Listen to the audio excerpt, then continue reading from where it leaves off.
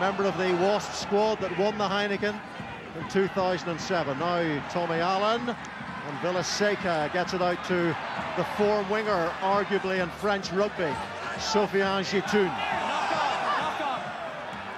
Advantage being played here in those crucial extra meters made by Perpignan. Tommy Allen to Geoffrey Michel, and well, there is often a boil-over effect in these back-to-back fixtures. Grievances from week one continue into week two, and maybe there's an example of that right there.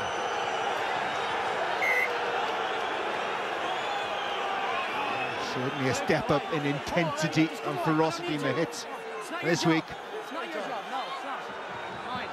It is a feature in the back-to-back games. You know, very often you see professional players these days doing a bit of pushing and shoving. It's a little bit more than just pushing and shoving. They really mean that aggression. What's stimulating and intensity in the crowd as well. They are feeding off this. And that's what Stade Amy Giral is about, that atmosphere. Yeah, you know. This could take a while. And the varsity match on Thursday, they played elevator-style music whenever they went to the TMO. I don't think elevator music is really appropriate in an environment like this, though. Certainly not. You want something a little bit more rousing than that.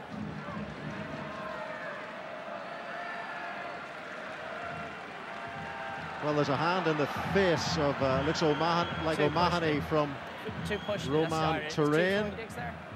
Is that any more than pushing and shoving? And in comes Leo with the boot. But did it make contact with a Munster player? And then he flies into James Cronin and Judge Evans. What is your decision? What's your verdict? Well, the one involving O'Mahony and Terrain, nothing really there, to be perfectly honest. Bit of pushing and shoving. So I've got two starting. Kitty? I'm just see if there's another angle, but you've seen what I've got so far. The man with the wig on is Rowan Kitt, the TMO. There's a little short punch, maybe, from Dan Leo going in towards the head area of James Cronin, and then there was a follow-up. But how serious is all that? That's the key. And is there any reason for an escalation? I'm going to get rid of two. I don't think there's any cards issued here. Probably a couple of penalties. I think there's one waiting back there. Okay, JP. Okay, Kitty, thank you. I have a decision.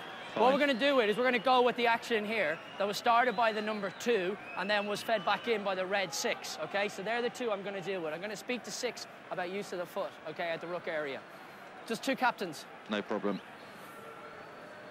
Just let me speak here, guys, okay? So what we have is what are you 6?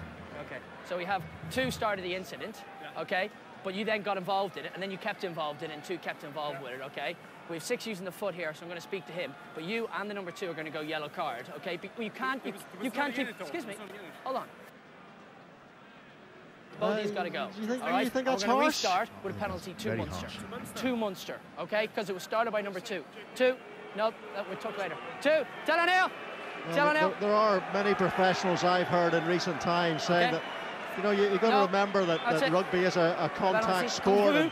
Was that anything more than a little bit of exaggerated pushing and shoving?